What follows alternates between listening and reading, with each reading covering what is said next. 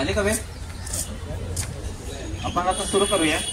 Dongre sir येत आहेत, तोपर्यंत ही जी सगळी वास्तू आहे त्यातला सगळ्यात महत्वाचा भाग म्हणजे हा लोकमान्य टिळकांचा जो संगमरवरी पुतळा आहे त्याचा इतिहास मी थोडक्यात तुम्हाला सांगतो.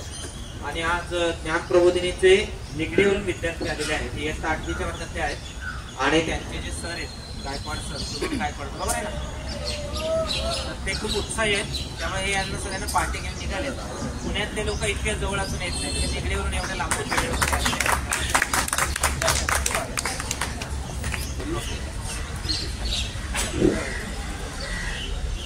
तर हा जो पुतळा आहे, हा पुतळ्याचं उद्घाटन झालं होतं मोतीलाल नेहरू यांच्या हस्ते. आणि लोकमान्य टिळक गेल्यानंतर पुण्याच्या नगरपालिकेमध्ये ठराव मांडण्यात आला की लोकमान्य टिळकांचा पुतळा उभारावा. तर पुणेकर भयंकर भारी असतात आणि मुठा नदी वाहते, त्यामुळे आडमुठ्या लोकांची संख्या कमी नाही. तर एकाने न्यायालयामध्ये खटला भरला, पुणेकरांचे जे सगळे पैसे आहेत हे पुणेकरांचे पैसे अशा प्रकारे पुतळा उभारण्याच्या कामावरती खर्च करता कामा नये. इंग्रज न्यायालयामध्ये आता केस सुरू झाली.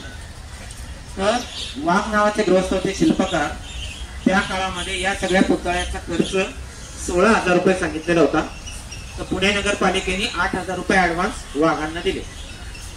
केस कोर्टात गेल्यानंतर त्या सगळ्यावरती पैसे देण्यावरती स्टे आला. तर केसरीवाड्याने अशी भूमिका घेतली केळकरांनी की 8,000 जर महापालिकेने दिलेत, नगरपालिकेने दिलेत, तर उरलेले 8,000 आम्ही देतो. केस कोर्टात जिंकली तर आम्हाला 8,000 परत द्या.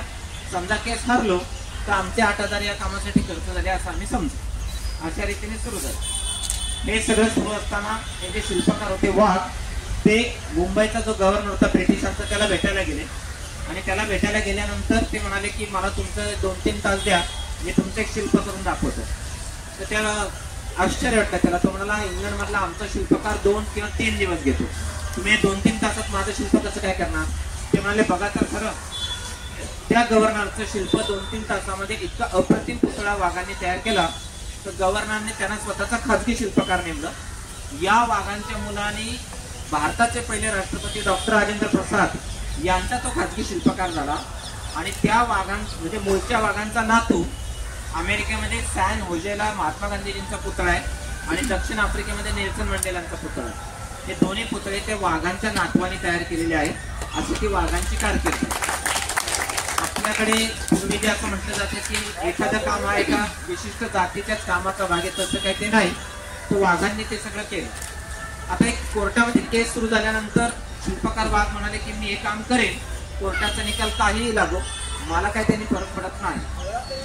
त्यांचं काम सुरू झालं. काम सुरू झाल्यानंतर हा सगळा पुतळा उभारला. ब्रिटिश न्यायाधीश असून त्यांनी असं सांगितलं खालच्या कोर्टामध्ये की तुमचा मुद्दा बरोबर आहे, असे काय पुतळा उभारता कामा नये. केस वरच्या कोर्टात गेले. वरच्या कोर्टाने निर्णय दिला की पुतळा उभारायला हरकत नाही, हा पुतळा तुम्ही उभारा. आणि मग भारताच्या इतिहासातला हा पहिला संगमरवरी पुतळा आहे लोकमान्य टिळकांचा, जो इथे उभारण्यात आला. आता पूर्वी इथून गणपतीची मिरवणूक जेव्हा सुरू होते तेव्हा लोक इथे येतात, टिळकांच्या पुतळ्याला हार घालतात आणि मग ती मिरवणूक पाहिल्यानंतर टिळकांना धन्य धन्य वाटत असेल की आपल्या मनामध्ये जी मिरवणूक होती त्याच प्रमाणात ती चालू आहे. त्यामुळे टिळक खूप आनंदात असतात. तुमचा पुतळा तुम्ही जर कुठे खामगावला गेलात शेगाववरून येताना तर भर चौकामध्ये लोकमान्य टिळकांचा पुतळा आहे, तोही अगदी बघण्यासारखा आहे. आपण केसरीवाड्यामध्ये जेव्हा गेलेलो होतो तेव्हा आपण टिळकांचा पुतळा पाहिलेला होता, शिल्पकारानं वरती करून ठेवलेला. असे लोकमान्य टिळकांचे अनेक पुतळे इथे आहेत.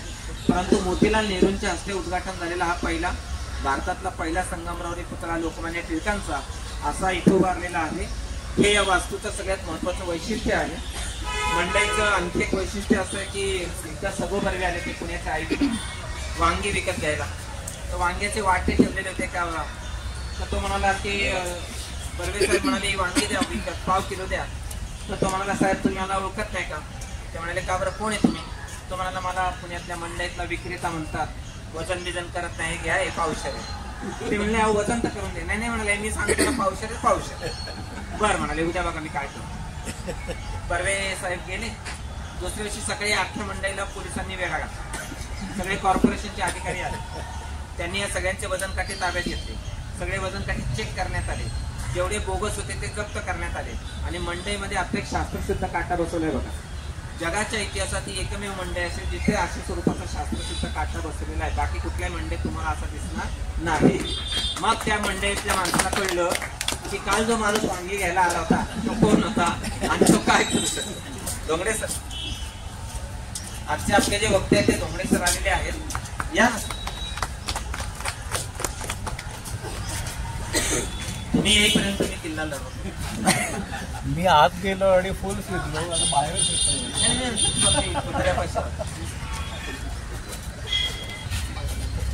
कार्यक्रमासाठी उपस्थित झालेल्या सर्वांचं स्वागत करते. जी फाउंडेशन, एच.व्ही. देसाई कॉलेज, इतिहास विभाग आणि क्लब हेरिटेज पुणे यांच्या संयुक्त विद्यमाने कार्यक्रमाचे आयोजन करण्यात आले आहे. या कार्यक्रमाचा महाराष्ट्र हा मीडिया पार्टनर आहे. आज आपण पुण्यातील 1900च्या दशकात बांधलेल्या मंडईमध्ये उभे आहोत. या इमारतीचे बांधकाम 1882 मध्ये सुरू झाले. ते पूर्ण होण्यासाठी 4 वर्षे लागली. यामध्ये महत्त्वाची गोष्ट म्हणजे या ऐतिहासिक वास्तूला ज्या 2 लोकांनी विरोध केला त्या दोघांमध्ये एकाचा पुतळा आणि एकाचे नाव मंडईला देण्यात आले. ही वास्तू 4 एकर जागेत बांधलेली आहे. अंदाजे 3 लाख रुपये खर्च आलेला आहे. या इमारतीचे उद्घाटन लॉर्ड रे यांच्या हस्ते करण्यात आले होते. म्हणून या मार्केटला त्या टाईमला रे मार्केट असे संबोधण्यात येत होते. 1868 मध्ये आचार्य अत्रे पुणे नगरपालिकेचे सभासद असताना त्यांनी या मंडईला महात्मा फुले मंडई असे नामकरण केले. स्थापत्यशास्त्राचे अभ्यास डॉक्टर शारवे धोंगडे सर हे महर्षी स्त्री शिक्षण संस्थेच्या doctor Bhanubai Nanavate college of architecture for women या महाविद्यालयात उपप्राचार्य या पदावर कार्यरत आहेत. स्थापत्य विषयावर त्यांची 2 पुस्तके आहेत. तरी मी सरांना विनंती करते त्यांनी आपल्याला माहिती द्यावी. धन्यवाद. मंडईच्या बिल्डिंग बद्दल थोडंसं सांगणार आहे आणि शेवटी या बिल्डिंगचं पुढे काय करायचं म्हणजे आपण हेरिटेज म्हणतोय आपण सो हेरिटेजचं पुढे काय करावं याच्याबद्दल पण थोडंसं बोलणार. मध्ये मध्ये बोललात, प्रश्न विचारलात तरी चालेल. असं हे लेक्चर नाही आहे त्याच्यामुळे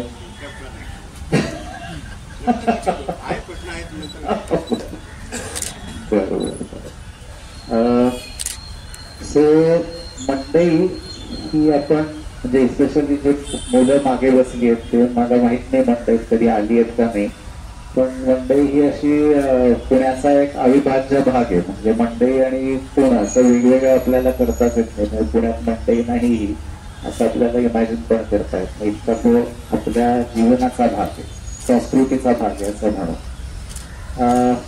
पण ह्या वास्तू ह्या कायमच्या नसतात. म्हणजे मी परत मागच्या मुलांसाठी बोलतोय की आपलं शहर बदलत असतं आणि ह्या जुन्या वास्तू आहेत त्या आपण गृहीत धरतो बऱ्याच वेळेला. म्हणजे जसं आपल्या घरी आजी आजोबा असतात त्यांना आपण गृहीत धरतो की नाही ते असतातच, पण त्यांची गोष्ट आपल्याला माहित नसते. ते काय होतं त्यांच्या लहानपणी त्यांचं आयुष्य कसं होतं, ते पुण्यात कसं आले किंवा ते पुण्यात शिकले कुठे, काय करत होते, नोकरी व्यवसाय, त्यांची गोष्ट ही आपल्याला जाणून घेतली तर आपलं नातं त्यांच्या बरोबर जास्त घट्ट होतं. आणि तसंच या इमारतींचं आहे शहरातल्या, ही फक्त जुनी इमारत आहे म्हणून कशाला त्याला म्हणजे काय इंटरेस्ट दाखवा मी असं वाटू शकतं मुलांना ना. सो त्याची गोष्ट आहे तसं ना, हे खूप महत्वाचं आहे. म्हणून आपण आज मंडईची गोष्ट ऐकणार आहे. तर म्हणलं तसं मंडई ही कायमच नव्हती इथे. मंडई साधारण आता मॅडमने सांगितलं तसं 1885च्या सुमारास बांधली ही इमारत. म्हणजे आता त्याला किती वर्ष झाली, 100-150च्या आसपास आता होती. तर त्याच्या आधी पुण्यात मंडया होत्या का? मंडई म्हणजे मंडी हा शब्द आहे त्याचा ओरिजिनली म्हणजे बाजार. आणि स्पेशली भाजी आणि फळ बाजार याला मंडी म्हणतात आणि त्यातनं मंडई हा शब्द आला. तर या पुण्यात ब्रिटिश काळात नोंद झालेली आहे अशी की पुण्यात जवळजवळ 26 बाजार होते वेगवेगळे. म्हणजे त्या काळच्या ब्रिटिश काळातल्या पुण्यात साधारण 1870-80च्या दशकात आपण पाहिलं तर 26 वेगवेगळे बाजार पुण्यासारख्या छोट्याशा शहरात होते. आणि यात 5 भाजी मंडया होत्या. तर या कुठे कुठे होत्या 5 भाजी मंडया? तर पहिली मोठी सगळ्यात मंडई असायची ही शनिवार वाड्यासमोर होती. शनिवारवाड्यासमोर आत्ता जे मोठं पटांगण आहे तिथे ती मंडई भरायची आणि ही दररोजची भाजी मंडई होती. आणि हळूहळू मंडई वाढत वाढत फक्त ती समोरच्या पटांगणावर न राहता शनिवारवाड्याच्या भिंतींना लागून चारही बाजूनी त्या मंडईचा विस्तार झाला. आणि ही मंडई सकाळी भरायची, म्हणजे आजची मंडई ही 24 तास असते, तेव्हाची मंडई 24 तास नव्हती. तर नदीच्या बाजूंनी रादर सगळे शेतकरी आजूबाजूच्या पुण्यातले आपल्या गाड्या घेऊन, म्हणजे बैलगाड्या घेऊन इथे सामान पोचवायला यायचे, भाजीपाला घेऊन यायचे, फळावळ घेऊन यायचे. आणि नदीच्या बाजूला होलसेल डीलर्स असायचे, तर त्या होलसेल डीलर्सला ते विकायचे. आणि मग तिथून मागे फार भिंतीपर्यंत शनिवारवाड्याच्या लागून हे रिटेल, म्हणजे आपले छोटे भाजीवाले ज्यांच्याकडनं आपण भाजी घेतो, हे बसलेले असायचे. आणि यांच्यामध्ये आज पण जसे असतात तसे मधले दलाल पण होते. सो होलसेलर्स कडनं दलाल घ्यायचे, दलालांकडनं ते रिटेलर्सला जायचं आणि मग लोक आपले भाजीपाला घ्यायचे. हे सकाळी 4 वाजता सुरू व्हायचं. सो 4 ते 6 हा होलसेलर्सचा साधारण वेळ होता, जो आज पण आहे. म्हणजे ही खूप पद्धत बदलली असं नाही. 4 ते 6 मध्ये ही सगळी हा सगळा व्यवहार व्हायचा. आणि मग 6 ते 11 ही मंडईची ऍक्च्युअल वेळ होती, लोकांनी खरेदी करायची. आणि 11 वाजता मंडई संपायची. सो जे सकाळी उठायचे नाहीत लवकर, त्यांच्या भाजीचं काय खरं नव्हतं. आता आपण कधी पण जाऊन घेऊ शकतो, तेव्हा मंडई 11 वाजता संपायची. कोण कोण यायचं या मंडईत भाजी घ्यायला? तर म्हणजे जर का समाजाचा विचार केला तर जे मध्यमवर्गीय होते, यातले जनरली पुरुष भाजी घ्यायला यायचे, ते अजूनही येतात मला वाटतं. तर ते यायचे. कनिष्ठ जो वर्ग होता, शेतकरी वर्ग होता किंवा कामगार वर्ग होता, यातल्या स्त्रिया भाजी घ्यायला यायच्या. आणि जे उच्चभ्रू होते, ज्यांच्याकडे नोकर चाकर होते, त्यांचे नोकर भाजी घ्यायला यायचे. सो असे हे वेगवेगळ्या प्रकारची गिऱ्हाईकं आपल्याला त्या मंडईत सापडायची. सो सरसकट जस्ट मंडईत फिरायला येतात, आता तसं फिरायला येत नव्हते, फक्त भाजी घेण्यासाठी मंडईत येत होते. तिथे मंडईत पार्किंग पण होतं त्या, म्हणजे आता जे सकाळ ऑफिस आहे त्या बाजूच्या बुरुजाच्या मागे गाड्या लावायला जागा सोडलेली असायची. सो हातगाड्या असतील की बैलगाड्या असतील, टांगे असतील, हे सगळं पार्किंग त्या सकाळ ऑफिसच्या बाजूला असायचं. ही दररोजची मंडई होती. तसा एक आपण त्याला जुना बाजार म्हणू, तसा पण भरायचा दुपारनंतर 2दा आठवड्यातनं. बुधवारी एक भरायचा मला वाटतं आणि रविवारी एकदा भरायचा. तो आत्ता जिजामाता बाग आणि हा गणेश दरवाजा आहे त्याच्या साधारण साईडला भरायचा. त्याच्यात जुनं फर्निचर असेल किंवा पुस्तकं असतील. कॅम्प मधले बाजारातले, म्हणजे कॅम्प मध्ये एक बाजार होता वेगळा असा दरबाजार म्हणून, ज्याला आपण आज ई स्ट्रीट, मेन स्ट्रीट म्हणतो, किंवा शिवाजी मार्केट आहे, हा बाजार होता सगळा कॅम्प मध्ये. सो तिथे मिळणाऱ्या वस्तू ज्या इकडे मिळत नाहीत, अशा वस्तू विकणारे लोक ह्या 2 दिवसाच्या बाजारामध्ये शहरात यायचे. सो आज हा 2 दिवसाचा बाजार पण दुपारनंतर भरायचा. आणि त्याच्याही आधी खूप मंडईच्याच जागी, म्हणजे शनिवारवाड्याच्या समोर गुरांचा बाजार पण भरायचा. पण तो नंतर भांबुर्ड्याला शिफ्ट झाला, म्हणजे पलीकडे. आता कॉर्पोरेशन जिथे आहे, सिम्बॉलिक आहे का मला माहित नाही, पण कॉर्पोरेशन जिथे आहे तो गुरांचा बाजार तिकडे गेला भांबुर्ड्यामध्ये. तो अजूनही सो अशी ही मंडई सगळी शनिवारवाड्याच्या आसपास होती. दुसऱ्या मी म्हटलं तसं काही बाजार होते. तसा एक बाजार इथे पलीकडे ह्या रस्त्याने गेला की एक दुर्जन सिंग पागा म्हणून जागा आहे. आता ओळखू येण्याच्या पलीकडे आहे ती, पण जागा आहे. तिथे एक मंडई भरायची. आणि एक भाजीआळी म्हणून खाली रविवारात इकाळी आहे, तिथे मंडई भरायची. बुधवारात एक छोटीशी मंडई होती. सो अशा या 4-5 फक्त मंडया तिथे होत्या. मोठी सगळ्यात जी मंडई होती, मी तसं म्हणलं, ही शनिवारवाड्यासमोर भरायची. मंडई संपल्यानंतर कॉर्पोरेशन होतं तेव्हा पण सो कॉर्पोरेशन तेव्हा साफसफाई करायला त्यांच्या गाड्या याच्या, पाणी मारायचे ते साफसफाई करून सगळी, आणि परत दुसऱ्या दिवशीसाठी ग्राउंड तयार करून जायचे. सो पण हळूहळू काय की गर्दी वाढायला लागली, न्यूसन्स वाढायला लागला, कचरा वाढायला लागला. सो तेव्हाच्या कॉर्पोरेशनने असा विचार केला की मंडई आता थोडीशी गावाच्या बाहेर शिफ्ट करायला पाहिजे, कारण ही खूप गर्दी होते गावाच्या मध्ये, कारण तसं शनिवारवाडा गावाच्या मध्ये होतं तेव्हा. सो दुसरी कुठली तरी जागा आपल्याला मंडईच्या बाहेर पाहिजे, म्हणून मंडई शिफ्ट करायचं ठरलं. आणि मग कॉर्पोरेशननेच ही जागा साधारण 8 एकर जागा इकडे विकत घेतली. आता इथे का विकत घेतली तर त्यावेळेच्या पुण्याचा विचार केला तर हे पुण्याबाहेर होतं. सो याच्या मागे जर का तुम्ही बघितलं तर सगळ्या बागा होत्या, म्हणजे नातूंच्या बागा होत्या, नातूबाग अजूनही म्हणतो आपण. तर नातूंची खूप मोठी जमीन होती, इकडे बागा होत्या, आणि त्याच्या मागे अजून टिळक रोडच्या पलीकडे तर आपल्याला माहिती आहे हिराबाग टाउन हॉल होता, आणि त्याच्या मागे तळं होतं, मोठंच्या मोठं पर्वतीच्या खालपर्यंत हे तळं होतं तिथे, जिथे आता सारसबाग छोट्या प्रमाणात आहे. सो तळं सारसबाग येऊन बरंच मोठं होतं, पण आता सारसबाग उरली आहे तिथे तळं होतं. सो तळ्यातला गणपती होता तो. सो हा गावाबाहेरचा भाग आहे. शुक्रवार पेठ होती ह्या बाजूला, आणि पुढच्या बाजूला सदाशिव पेठ आहे, पण इकडचा हा संपूर्ण जो नवीन भाग आहे, आपण याला काय म्हणतो आता, बाजीराव रोडच्या पश्चिमेचा, हा पूर्ण मोकळा होता. आणि मोकळा होता याच्या अजून खुणा काय सांगतो आता, म्हणजे ह्याच्याहून जुनं सुद्धा इथे तुळशी बाग आहे, किंवा विश्राम बाग वाडा आहे, खालती बेलबाग आहे.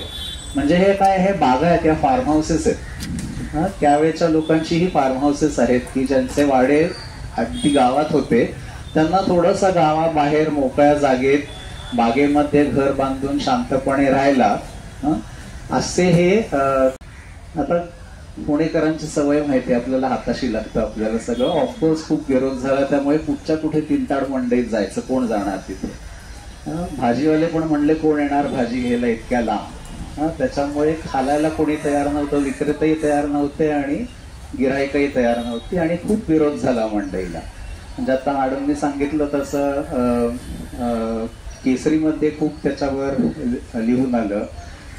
ज्योतिराव फुल्यांनी, महात्मा ज्योतिराव फुल्यांनी पण त्याला खूप विरोध केला. एकतर खर्च ह्याचा प्रपोज होता जवळजवळ 3 लाख रुपये. आता हे 3 लाख रुपये हे जास्ती का कमी हे कसं ओळखायचं मी सांगतो तुम्हाला. की साधारण भाजीवाला तेव्हा किती कमवायचा असं आपण बघू, की एका दिवसात भाजीवाला किती कमवायचा. तर साधारण 4 ते 8 आणे ही त्याचा काय कमाई होती. म्हणजे 50 पैसे ही त्याची दिवसाची कमाई होती. जो मधला एजंट होता त्याची कमाई साधारण 1 ते 2 रुपये होती. तर ह्या स्केलला आपण विचार करू की 3 लाख रुपयाची मंडई या लोकांसाठी बांधायची, म्हणजे हा अवास्तव खर्च आहे वाचणं खूप साहजिक आहे. सो कॉर्पोरेशन मध्ये पण खूप विरोध झाला, पेपरमध्ये पण खूप विरोध झाला, लोकांनी डेमॉन्स्ट्रेशन केले. आजच्या सारखं पुणेकर काय बदललेले नाही आहे. सो हा सगळा विरोध, आणि महापालिकाही बदलली नाही, महापालिकेनं तो मोडून पण काढला. म्हणजे काही काही पोलीस ऍक्शनने मोडून काढला, काही काही इन्सेंटिव्हच्या स्कीम्स देऊन मोडून काढला, बायकांसाठी एक इन्सेंटिव्हची स्कीम काढली. मग आधी डिक्लेअर केलं की इकडे भाडं घेणार नाही. भाडं घेणार नाही म्हटल्यावर लोकांच्या लक्षात आलं की भाडं घेणार होते, म्हणजे तिथे तर फुकट होतं. मग अजून विरोध चालू झाला की भाडं घेणार नाही म्हणजे काय, भाडं नाहीच घ्यायला पाहिजे ना, तिथे तर फुकट होतं, इथे भाडं देऊन कोण जाणार. पण हा सगळा विरोध जवळजवळ 2 वर्ष मोडत मोडत मोडत तिकडनं लोकांना हटवत इथे फायनली हे गाळे लोकांना ऑक्युपाय करायला लावले, असं म्हणू की ती मंडई फोर्सेबली तशी नाखुशीने इथे आली. आणि 2 वर्ष ऍक्च्युअली कॉर्पोरेशननी म्हणलं की नाही भाडं घेत, पण 2 वर्षानंतर भाडं पण घ्यायला लागले, आणि मग लिलाव पण करून टाकला गाळ्यांचा. म्हणजे मग भाडं न देता ऍक्च्युअली गाळे मालकीचे लिलावाने करून टाकले. सो अशी ही इकडून इकडे मंडई आली गावाच्या बाहेर. लोकांनाही सवय झाली लोकांना आता तर म्हणजे मला माहिती आहे लोक फार कर्वेनगरहून, हडपसरहून, बाणेरहून पण मंडईत दररोज म्हणजे दर रविवारी येणारे लोक आहेत. इतकी ती मंडईची आपल्याला आता सवय झालेली आहे. हळूहळू शहर जसं वाढलं तसं ती मंडई गावाच्या मध्ये आली आणि गावाच्या मध्ये हे अजून एक याचं इंडिकेशन काय आहे की हा सेंट्रल जागा आहे, सगळ्यांना लोकांना जमायला सोपी आहे. आणि पुण्यात एखादी गोष्ट झाली म्हणजे ती मंडईत झाली म्हणजे पुण्यात झाली असं एक आपल्याला काय असोसिएशन तयार होतं. ते कसं होतं तर मंडईत वेगवेगळ्या सभा व्हायला लागल्या. पॉलिटिकल लोक सभा घेतात हे कायम मोक्याच्या ठिकाणी घेतात की नाही, म्हणजे मग समजावं की हे ठिकाण महत्वाचं आहे. सो तशा सभा मंडईमध्ये व्हायला लागल्या. महात्मा गांधींची सभा इथे झालेली आहे, जवाहरलाल नेहरूंची सभा इथे झालेली आहे, पुढच्या काळात आचार्य अत्र्यांच्या सभा झालेल्या आहेत, जेध्यांची सभा झालेली आहे, असे मोठ्या मोठ्या लोकांच्या इथे सभा झालेल्या आहेत. सो पॉलिटिकल सभा आणखीन सांस्कृतिक कार्यक्रम. मंडईचा गणपती मला वाटतं 1895 साली पहिल्यांदा बसला. सो गणपती उत्सव चालू झाला तेव्हा त्या काळात. सो हे सांस्कृतिक असेल, राजकीय असेल, ह्या सगळ्या ऍक्टिव्हिटीज ह्या भाजी मंडई बरोबर येणं ही खूप दुर्मिळ गोष्ट आहे तशी. म्हणजे मंडईत जायला युजली कोणी जगत नाही ना की असं का करावं मंडई. पण ही एक प्लेस ज्याला आपण म्हणतो की महत्वाची जागा, शहराची महत्वाचं व्यासपीठ हे मंडईचं व्यासपीठ झालं. आणि हे अगदी आत्तापर्यंत होतं. आजची पण आपली गणपतीची मिरवणूक इथून निघते टिळक पुतळ्याहून. सो ही महत्वाचं सेंटर आहे पुण्याचं, ही जागा आहे. मला नक्की माहित नाही पण हळूहळू याला लोकांनी मंडई विद्यापीठ असं सुद्धा म्हणलंय, कारण इथे फक्त उलाढाल होत नाही, हे सांस्कृतिक राजकीय उलाढाल सुद्धा होते. कोणीतरी पुलंनी म्हणलंय असं म्हणतात, मला माहिती नाही रेकॉर्ड, पण त्याला मंडई विद्यापीठ असं सुद्धा नामकरण लोकांनी केलेलं आहे.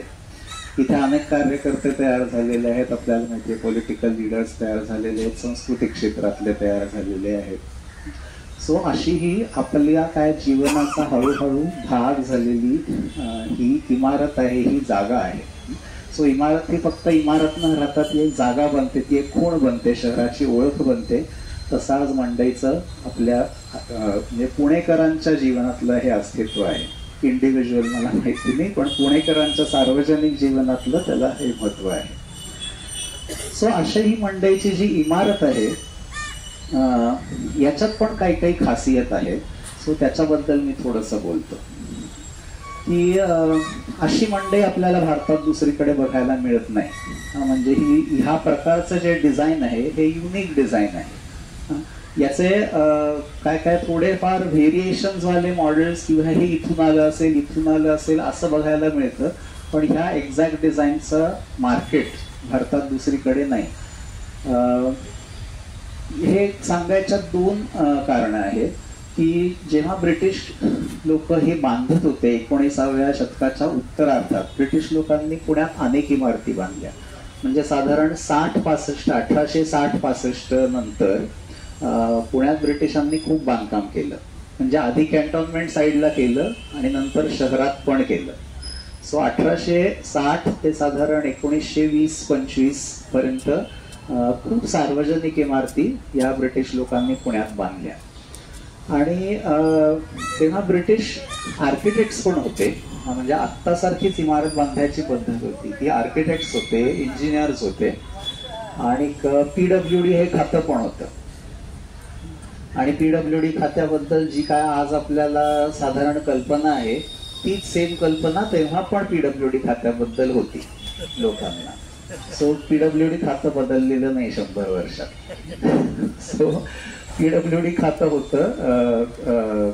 इंजिनियर्स, गव्हर्नमेंटचे इंजिनियर्स पण होते, प्रायव्हेट आर्किटेक्चर फर्म्स पण होत्या, कॉन्ट्रॅक्टर्स होते आणि रेग्युलर टेंडर काढून कॉन्ट्रॅक्ट देऊन ह्या बिल्डिंग्स बांधल्या जात होत्या. ज्या सार्वजनिक बिल्डिंग्स होत्या, एस्पेशली PWD बांधायचे, त्यांच्यासाठी टाईप प्लॅन्स मिळायचे. म्हणजे पुस्तकं छापायचे तेव्हा की घरांचे काय 100 नकाशे किंवा लायब्ररी बिल्डिंग साठीचे 100 नकाशे, अशी पुस्तकं होती तेव्हा. सो त्याला टाईप डिझाईन्स म्हणतात, की नवीन काही डोकं चालवायची जरूर नाही, डिझाईन दिलेलं आहे ते फक्त तुम्ही बांधा. सो अशी टाईप डिझाईन्सची अनेक मार्केट्स भारतात बांधलेली आपल्याला सापडतात. पण मंडईचं हे टाईप डिझाईन नाही.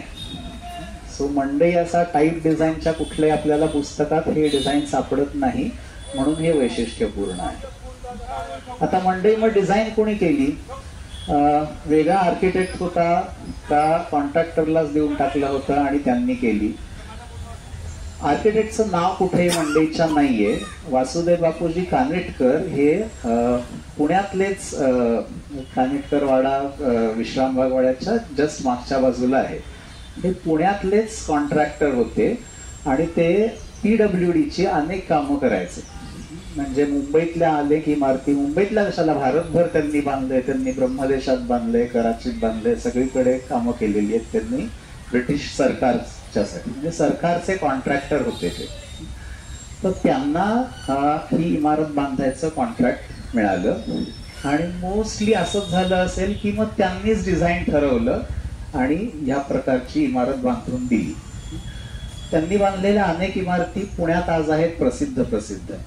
अगदी इथे समोर जवळ म्हणजे नगरवाचन मंदिराची इमारत त्यांनीच बांधलेली आहे आणि मोस्टली डिझाईन पण त्यांनीच केलेली आहे. फर्ग्युसन कॉलेजची जी मेन बिल्डिंग आहे ती इमारत पण त्यांनीच बांधलेली आणि मोस्टली परत त्यांनीच डिझाईन केलेली आहे. आणि ह्या त्यांच्या इमारतींना आर्किटेक्ट वेगळा सापडत नाही. बऱ्याच इमारतींची जिथे ब्रिटिश आर्किटेक्ट्सनी काम केलेलं आहे तिथे त्यांची नोंद आहे. या बिल्डिंगच्या आर्किटेक्टची नोंद नाही, याचा अर्थ कानिटकरांनीच ती डिझाईन केलेली आहे असं आपण धरून चालायला हरकत नाही. सो त्यांच्या अनुभवातनं, ते स्वतः ट्रेन्ड इंजिनियर नव्हते, त्यांना नंतर मानद पदवी दिली सरकारने कारण त्यांनी इतक्या मोठ्या मोठ्या बिल्डिंग्स बांधल्या. ते नंतर शिकवायला पण जात होते पण ते स्वतः ट्रेन्ड इंजिनियर नव्हते. सो अशा ह्या कानिटकरांनी ही बिल्डिंग बांधलेली आहे. आता ही बिल्डिंग बांधायची कशी? कारण असंही आपण एक विचार करू की सार्वजनिक जेव्हा मी म्हणतो बिल्डिंग्स ब्रिटिशांच्या काळात या बांधल्या गेल्या, तर बऱ्याच ज्या बिल्डिंग्स आधी अस्तित्वातच नव्हत्या. म्हणजे बाजाराची बिल्डिंग ही अशी काही संकल्पना आपल्याकडे आधी नव्हते. म्हणजे आपल्याला आठवतं का की पेशव्यांनी कुठल्या तरी बाजाराची बिल्डिंग बांधली किंवा लायब्ररीची बिल्डिंग बांधली किंवा थिएटरची बिल्डिंग बांधली. ह्या बिल्डिंग आपल्याकडे नाहीच आहेत. ह्या काळातल्या ह्या नवीन बिल्डिंग्स आहेत. सो ह्या कशा बांधायच्या हा एक प्रश्न असतो की म्हणजे आपल्याला आज माहिती आहे की मार्केट बांधायचं तर कसं बांधायचं, स्टेशन बांधायचं तर कसं बांधायचं. पण स्टेशन जेव्हा पहिल्यांदा चाललं तेव्हा हे स्टेशन दिसायला कसं पाहिजे हा प्रश्न पडणार आहे ना साहजिकच, की ही बिल्डिंग कशी दिसते बाबा, कशी दिसायला पाहिजे. ब्रिटिशांच्या काळात अजून एक गोष्ट होती, म्हणजे हा प्रश्न युरोपातही होता. म्हणजे त्यांच्याकडे सुद्धा ह्या बिल्डिंग नव्यानेच आल्या, साधारण 18व्या शतकात. आपल्या थोड्याशा आधी आल्या, पण 18व्या शतकात हा प्रश्न त्यांनाही पडत होता की ह्या सगळ्या नवीन प्रकारच्या बिल्डिंग दिसायला कशा पाहिजे. आर्किटेक्चर हे फार एका प्रकारे प्रभावी माध्यम आहे किंवा व्हिज्युअल माध्यम आहे. आपल्याला इमारत दिसते आणि आपण आत्ता सुद्धा कसं म्हणतो की हे आर्किटेक्चर आमचं आहे आणि हे त्यांचं आहे. आपण म्हणतो की नाही मराठा आर्च असं आपण म्हणतो. नाही तर त्या आर्चमध्ये मराठा काही आहे का, पण म्हणतो आपण की ही मराठा आर्च आहे. त्यामुळे आपण सगळीकडे मराठा आर्च लावत सुटतो. सो आर्किटेक्चरमध्ये ही पॉवर आहे की एखाद्याची आयडेंटिटी त्याला जोडू शकतो आपण. आणि म्हणजे एखादी छोटी कम्युनिटीने अख्खा देश एखाद्या टाईपच्या आर्किटेक्चरमध्ये त्याची आयडेंटिटी बघायला लागतो. आणि तसं ऍक्च्युअली इंग्लंडमध्ये झालं 18व्या शतकात किंवा 19व्या शतकातही. इंग्लंडला असं वाटायला लागलं, आता त्याची हिस्ट्री आपण नको बघायला, पण ब्रिटिश लोकांना असं वाटायला लागलं की गॉथिक आर्किटेक्चर, त्याच्याबद्दल मी थोडंसं बोली, पण गॉथिक आर्किटेक्चर हे खरं इंग्लिश आर्किटेक्चर आहे. म्हणजे इंग्लिश बिल्डिंग बांधायची असेल, आमची बिल्डिंग वाटली पाहिजे असेल कुठेही जगात, कारण तेव्हा त्यांचं जगभर राज्य होतं, तर जगात ब्रिटिश बिल्डिंग म्हणून ओळखायची असेल तर ती गॉथिक शैलीत पाहिजे. आता ही गॉथिक शैली आली कुठनं, तर गॉथिक शैली आली 12व्या शतकात आणि साधारण 1150 ते 1200 या सुमारास गॉथिक शैलीचा उदय झाला फ्रान्समध्ये. इंग्लंड नाही. ही पण गंमत असते आर्किटेक्चरची की कोण कुठलं आर्किटेक्चर स्वतःचं जसं मराठा आर्च बद्दल म्हणलं, मराठा आर्चची शहाजहानी आर्च आहे. शहाजहाननी ती पॉप्युलर केली ऍक्च्युली इस्लामिक आर्किटेक्चरमध्ये, आपण त्याला मराठा आर्च म्हणतो. तसंच गॉथिक शैली ही विकसित झाली फ्रान्समध्ये.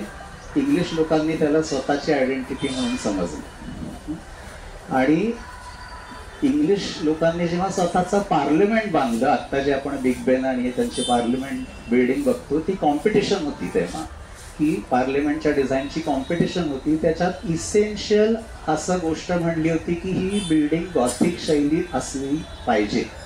हा कॉम्पिटिशनचा एक इसेन्शियल भाग होता की गॉथिक शैलीतलंच डिझाईन सबमिट करा, कारण इंग्लिश पार्लमेंट हे गॉथिकच असायला पाहिजे.